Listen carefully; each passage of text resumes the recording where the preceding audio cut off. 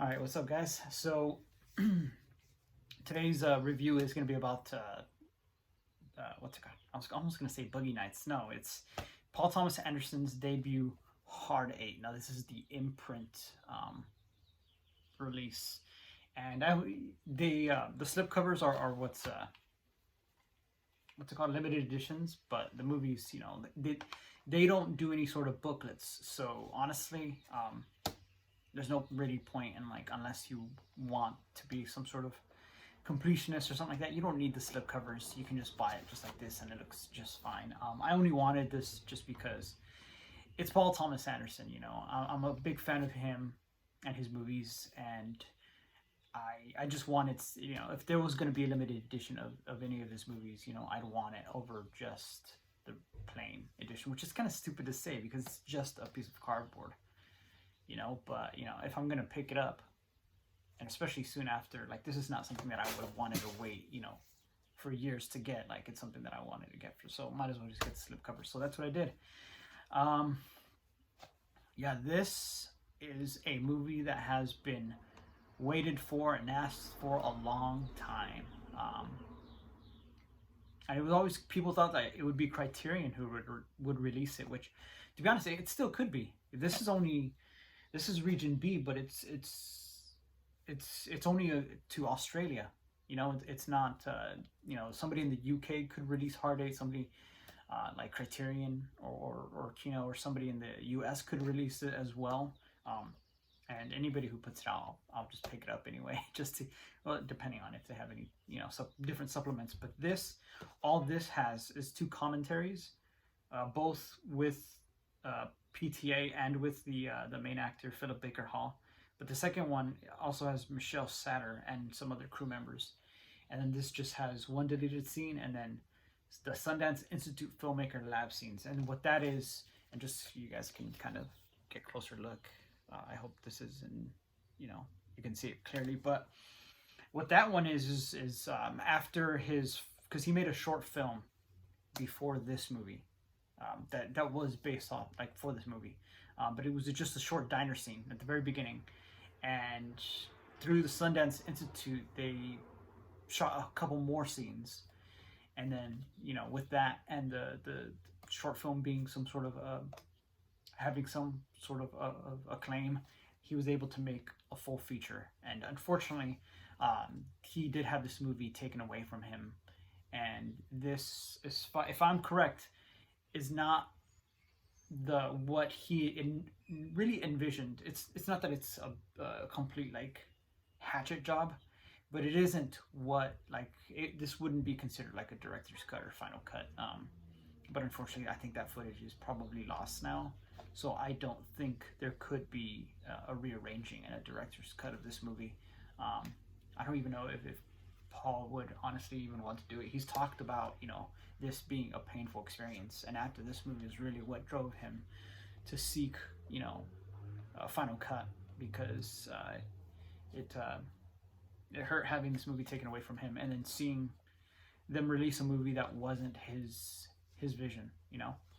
So yeah, I'm watching this because of the Criterion subreddit has a film club.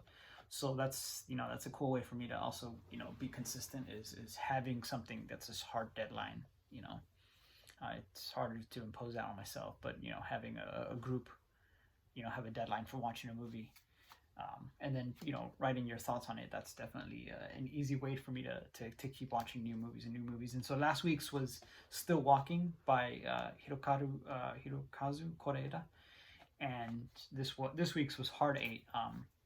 So what I would say about this movie is it's very obvious. It was very obvious a sort of it almost feels kind of wrong to critique it in a way, because it's not Paul's final vision. It's not what he wanted. So it almost seems unfair to critique it. But you can still, I don't think it's completely unfair, because you could still, within what he made, because I don't think, as far as I remember, I don't think that the company Miramax, I think it was, or Via Vision, yeah, I don't think that, or Paramount, yeah, I don't think that they re-edit it, or I mean reshot new things. I think that they just took it whatever he gave it to them, and instead of letting him do final cut, they edited it the way they wanted to. But they didn't, you know, nobody else came in and shot new scenes as far as I know. So what is on here, what you can see, I think you could still honestly critique. And so one thing I would say is that it's very noticeably a first attempt, you know. A lot of directors have that, where their first movies are not that great. There's a certain awkwardness to a lot of them. Some of them are kind of, you know, unconfident. And, you know, there's just like little awkward things that some movies have. They're just not as good, or they wear their influences on their sleeve a little bit too much, or something like that. And you can see that with his movie. The dialogue, I think, is really what shows a certain amateurish. They're just clunky lines that don't feel natural. And that isn't, there's anything wrong with that, because there's lots of movies that are theatrical in their dialogue and movie-like in their dialogue, and they're supposed to be that way, you know. Quentin Tarantino's movies, his dialogue is not supposed to be natural, but Paul's work has always been that way. It always has been, at least from what I've seen. And I haven't seen all his movies, but all of them strike me as very naturalistic. His writing is supposed to be, the dialogue isn't completely 100% natural, because it's not filled with ums and ahs, but it does feel like things that people would say. It doesn't, a lot of his later movies don't have movie-like dialogue, you know, and this does. You know, there was a very strong influence that you would see of directors that influenced him, and certain writings that influenced him. I think in the very beginning, I was also very struck by how much it reminded me of Goodfellas, and there was a Scorsese-ness to it. So that's all I would say about, in terms of amateurish, is really just a dialogue. Everything else is pretty good, with the exception of John C. Reilly. Also, you know, he was still an early actor. He wasn't as good as talented as you know, the other actors in here. Gwyneth Paltrow, as far as I know, she was also still kind of early-ish. But she was very good. Philip Baker Hall, you know, he was kind of a veteran at that point. But everyone else in this movie was pretty good, except for John C. Reilly, who had moments of being good, of being a good actor, of showing, you know, good natural emotion, or didn't feel clunky. But then there are other things that he did that just kind of, it's just not as good. It's not as polished. So those would be the two things that, if there's any critique, there would be those two things, because everything else is great. The thing that I noticed that I enjoyed a lot was how confident and how impressive it was, how confident Paul Thomas Anderson was. A lot of directors, when they have a debut, they will follow, you know, film convention. They will follow camera placements, and they'll get their coverage right. But right out of the gate, you know, Paul Thomas Anderson is doing, you know, these camera moves that are unique to him, or if not unique, but they're confident. You know, they're not a standard sort of movie shot, and that's evident in the very first shot, where you're following the character Sidney. You don't see his face, you just see his back, and you're following him as he walks to the diner, and then he stops and sees John C. Reilly on the ground, you know, kind of looking pathetic, sitting up against the diner, and then he starts to talk to him. But the camera the whole time is just following Sidney, and then pauses to look at John, and then when they start talking. But where a typical director would do is, if they wanted to do something exactly like that, they would track, is they would be up higher. They would be right behind Sidney as he walks towards the diner, and then stop, and then tilt down to look at John C. Reilly. And that would change into a sort of shot to make John's character look more pathetic. When you look down, you know, at people, when you go from a high angle to down, you make characters look more pathetic than you know, maybe they are, or just, you know, that's the sort of effect probably a director, a normal typical director would want. They would, you know, at the start of the movie, And sorry, I'm just going into this without realizing. I didn't tell you guys what this movie is about. So essentially, um, Sydney is an older veteran gambler. He meets a young man named John who needs to pay for his mother's funeral, but he tried to raise that money by gambling and then lost all that money in Vegas. And uh, Sydney then decides to take him under his wing. But later, conflicts arise with the introduction of new characters like Gwyneth Paltrow, who has her own issues. Um, and that's pretty much what I'll say about that. That's all you need to know. It's not a conventional story, which a lot of Hollywood movies would do, is following a specific plot. Characters are trying to get to a certain goal, and every scene is trying to hit the specific beat to get into the next scene, into the next scene, until you get to the climax. Paul Thomas Anderson's movies are not like that. They do follow a basic 3-story structure, but they don't hit certain beats, and they feel natural in a way that you're telling a regular story, but not a Hollywood plot-based story. So going back to what I was talking about, his confidence is a normal director would want to show John sitting on the ground because he is pathetic, because he wasted all his money gambling. So you would want to normally look down at him to show him how pathetic he is. But what Paul does is he starts the tracking low to the ground, so you're following behind Sydney's legs.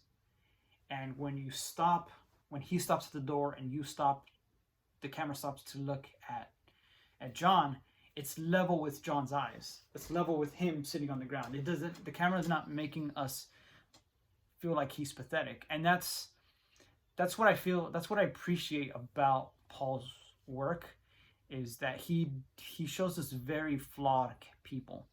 He shows us people who hurt each other, like in this movie, who have their deep flaws, and they put each other in bad positions, and they can act selfishly, but he never judges them, and you never feel like he is trying to judge them. It is in a way, a lot of ways, compassionate. And so it's there's not many movies that are debuts that are filled with confidence like that. Typically a director will start from the ground, they follow conventions, and then later on they start to experiment and really stretch their artistic muscles. Another director I would say that starts off with a very strong and confident debut is Andrei Tarkovsky with Ivan's Childhood, which it's insane how good that movie is, and being a debut feature film. So Paul's work, and it's interesting to see the beginnings of some of the things that he would later do on, with the theme of people who are, usually in some sort of bad positions in life, coming together to form a family. I think so far from what I've seen, the movie that does it the most is Boogie Nights, where people are in the porn industry and then come together to be family to each other. And it's interesting to me, now that I think about it, how in both movies there's characters who become, instead of just being like a regular, when it comes to like a lot of movies that have like that dynamic of people coming together to be a family, it's typically like a family, like in sibling kind of way. But in both movies, there's at least one relationship that forms that's kind of like a parent, a parent-child relationship. In this one, it's Sydney and John. In the other, in Boogie Nights, it's Roller Girl and I'm sorry, I forgot her name. What's her name? I don't know, the other porn actress who's a little bit older, and she kind of becomes a surrogate mom for Roller Girl. And I wonder how much of that has to do with Paul's life, because even though he's never really talked about it, one of the things that you'll read when you read about Boogie Nights is that apparently Dirk Diggler's mother is based off of Paul's mother, of being an alcoholic and being abusive. And maybe his father was like Dirk's father in being neglectful and ignoring his wife's abuse of her son. So it's interesting to when you think about that, it's interesting to see that, you know, crop up in his first movie. The other being the strong amount of focus that he puts on acting. It's kind of well known how much of a actor director Paul is. He's very strong writing, but the directing of the actors is always emphasized and always strong in all of his movies that I've seen. So it's just tremendous to see such a strong debut. It's awkward in a lot of ways. It has its fault in a lot of ways, but it's a very strong contender. I would say I highly recommend this to anybody. I wouldn't make this anybody's first watch of a Paul Thomas Anderson movie. But if you like his movies, I would say try them first. Just try any of his other movies like Boogie Nights, like The Master, or There Will Be Blood. And if you like those and you want to see more of his work, don't shun this one. Get it. Or just, you know, I think it's on the Criterion channel right now. I may be wrong, but I think it should be gettable anywhere else. It's a very good movie. I'm trying to think. What else did I notice? What else did I like? Because I wrote down my notes here. I think that's it. That's all I have to say so far. I mean, there's some other stuff about the music that was very anxiety-inducing for certain scenes that weren't, you know, straightforward, you know, supposed to be anxiety. Like, you're not going to see some guy get killed, but yet the music was kind of erratic and yet composed well. And that's John Bryan for you. He does the exact same thing in Punch Drunk Love. But yeah, let me know if you guys have seen this. Let me know what you think. Are you a fan of Paul Thomas Anderson? I definitely am, and I'm getting the Phantom Thread. That's on its way in 4K, so I'm excited to see that one. About that, I think that's maybe like only 3 more movies of his that I have not seen, but I'm excited to see more of his work. I've seen the majority of it. It's very good. He's one of the directors I would want to go out and see every movie that he released in theaters, which I hope open up soon. So yeah, let me know what you guys think of his movies, of this movie if you've seen it, and anything else you've been watching. And I hope you guys are having a good day and you get a good weekend. Thanks.